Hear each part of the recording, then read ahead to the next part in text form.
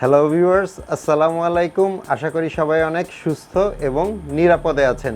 একটা জিনিস হয়তো অনেকেই খেয়াল করে দেখেছেন, আমরা যখন আউটডোরে থেকে কাউকে ফোন কল দেই, মানে ধরেন আমরা বাজারে আছি কিংবা রাস্তায় আছি, কোনো একটা নয়েজি সিচুয়েশনে আছি, মানে যেখানে পারিপার্শ্বিক শব্দ অনেক বেশি, তখন কিন্তু আমরা যাকে কল দেই সে ঠিকমতো আমাদের কথা শুনতে পায় না।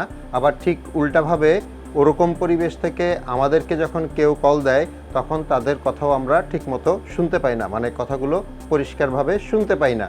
আবার কিছু কিছু মানুষের ক্ষেত্রে দেখা যায় উল্টা ব্যাপার, মানে তারা যখন আমাদেরকে ফোন দেয়, আমরা যখন ফোনটা রিসিভ করি আমরা ঠিক বুঝতে পারি না তারা বাসায় আছেন নাকি বাইরে কোনো নয়েজি সিচুয়েশনে আছেন।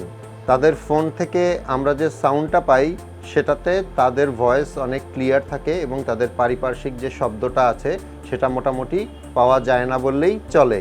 আর এই পরিষ্কার কল কোয়ালিটির জন্য একটা মোবাইলে যেটা থাকা খুব জরুরি সেটা হচ্ছে সেকেন্ডারি মাইক্রোফোন বা নয়েজ ক্যান্সেলেশন মাইক্রোফোন। নর্মালি এটা আমরা তো সবাই খেয়াল করেছি যে আমাদের মোবাইলগুলোর নিচের দিকে একটা মাইক্রোফোন থাকে, মানে মেইন মাইক্রোফোনটা নিচের দিকে থাকে। যখন আমরা কারোর সাথে ফোনে কথা বলি তখন ওই মাইক্রোফোনটার মাধ্যমে ভয়েসটা ক্যাপচার হয়ে তার কাছে যায়। কিন্তু একটু ভালো মতো খেয়াল করলে দেখবেন যে ক্যামেরার পাশে বা ওপরের দিকে একটা ছোট হোল বা ছিদ্রর মতো থাকে, আর সেটাই হচ্ছে সেকেন্ডারি মাইক্রোফোন বা নয়েজ ক্যান্সেলেশন মাইক্রোফোন। অ্যান্ড্রয়েড ফোনগুলোর ক্ষেত্রে নর্মালি আমরা এই মাইক্রোফোনটা দেখতে পাই ফোনটার ওপরের দিকে, আর আইফোনের ক্ষেত্রে নর্মালি আইফোনের যে ব্যাক ক্যামেরা আছে ক্যামেরাগুলোর সাথে একটা ছোট হোল বা ছিদ্র থাকে। এখন আমি আপনাদেরকে খুব সাবলীল এবং সহজভাবে একটু বলি এই সেকেন্ডারি মাইক্রোফোনটা আসলে কিভাবে কাজ করে। তারপর আপনাদেরকে দুটো স্যাম্পল অডিও শোনাবো। একটা হচ্ছে যেই ফোনে নয়েজ ক্যান্সেলেশন মাইক্রোফোন আছে সেটা দিয়ে করা, আর আরেকটা হচ্ছে যেই ফোনে নয়েজ ক্যান্সেলেশন মাইক্রোফোনটা নেই। আর এই সাউন্ড ক্লিপগুলো শুনলে বুঝতে পারবেন যে একটা ফোনে নয়েজ ক্যান্সেলেশন মাইক্রোফোন থাকাটা কতটা জরুরি। ওকে, এই নয়েজ ক্যান্সেলেশন মাইক কিভাবে কাজ করে একটু আগেই বললাম। আমরা যখন ফোন দিয়ে কারোর সাথে কথা বলি তখন নিচের যে মেইন মাইক্রোফোনটা আছে সেটা সাউন্ড ক্যাপচার করে অপর প্রান্তে পাঠায়। এখন যেসব ফোনে সেকেন্ডারি মাইক্রোফোন বা নয়েজ ক্যান্সেলেশন মাইক্রোফোন আছে সেই মাইক্রোফোনটাও কিন্তু তখন অ্যাক্টিভ থাকে, মানে আপনি যখন কথা বলছেন আপনার ভয়েস মেইন মাইক্রোফোন দিয়েও যাচ্ছে, আবার ওপরে কিংবা পেছনে যে সেকেন্ডারি মাইক্রোফোনটা আছে সেটা দিয়েও যাচ্ছে। বাট সেকেন্ডারি মাইক্রোফোন কিন্তু আপনার ভয়েস কম ক্যাপচার করছে এবং আপনার চারপাশের যে শব্দ আছে লাইক ফ্যানের শব্দ, এসির শব্দ, কিংবা আপনি যদি বাসে থাকেন সেই জায়গার শব্দ, বাজারে থাকলে বাজারের শব্দ, এই যে নয়েজগুলো সেগুলোও কিন্তু সে ক্যাপচার করছে।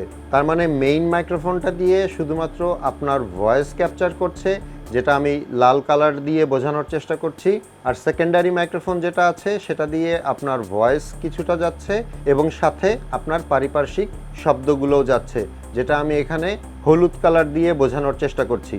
এখন আপনাদের কাছে মনে হতে পারে ব্যাপারটা উল্টো হয়ে গেল না, মানে একটা মাইক্রোফোন দিয়ে তো শুধুমাত্র আমার ভয়েস যাচ্ছিল, যে সেকেন্ডারি মাইক্রোফোন সে তো নয়েজও নিচ্ছে, তাহলে তো আসলে সাউন্ডের মধ্যে অনেক বেশি নয়েজ থাকার কথা।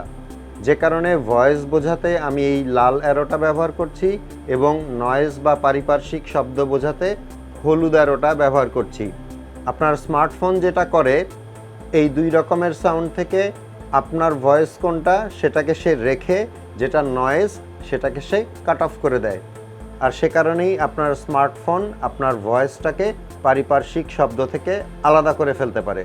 আর এ কারণেই আপনি যখন ফোনে কথা বলবেন তখন আপনার ভয়েস ক্ল্যারিটি অনেক বেড়ে যাবে এবং অপর প্রান্ত থেকে যিনি শুনছেন তিনি আপনাকে অনেক পরিষ্কার শুনতে পাবেন। এখন আমি আমার স্টুডিওর বাইরে গিয়ে দুটো সাউন্ড ক্লিপ রেকর্ড করব। একটা হচ্ছে নয়েজ ক্যান্সেলেশন সহ আর একটা হচ্ছে নয়েজ ক্যান্সেলেশন ছাড়া। সো আপনারা সাউন্ডগুলো শুনলেই বুঝতে পারবেন ডিফারেন্সটা কি। ওকে, আমি এখন যে মোবাইলটা দিয়ে কথা বলছি এটাতে সেকেন্ডারি মাইক্রোফোনটা নেই, তো আমার আশেপাশে কাক ডাকছে, বাতাসের শব্দ আছে এবং রাস্তার শব্দ আছে। আশা করি শব্দগুলো আপনারা পাচ্ছেন। আর এখন আমি কথা বলছি যে এই ফোনটা দিয়ে, সেটাতে নয়েজ ক্যান্সেলেশন মাইক আছে। এখন নিশ্চয়ই আপনারা বুঝতে পারছেন আমার ভয়েস কিন্তু অনেক ক্লিয়ার এবং আমার চারিপাশে যে পারিপার্শ্বিক শব্দ আছে, মানে গাড়ির হর্ন, বাতাস কিংবা পাখির শব্দ, এগুলো কিন্তু তেমন করে পাওয়া যাচ্ছে না। এখন আপনার হাতে থাকা মোবাইলটাতে যদি এই সেকেন্ডারি মাইক্রোফোন থাকে তাহলে তো খুবই ভালো, আর যদি না থাকে তাহলে পরবর্তীতে যখন একটা নতুন মোবাইল কিনতে যাবেন তখন ব্যাপারটা অবশ্যই মাথায় রাখবেন। হোপফুলি ভিডিওটা আপনাদের ভালো লেগেছে, আর যদি ভালো লেগেই থাকে তাহলে একটা লাইক করে দিবেন। আপনাদের সাথে আমার দেখা হবে পরের ভিডিওতে ইনশাল্লাহ। সে পর্যন্ত সবাই ভালো থাকবেন। আল্লাহ হাফেজ।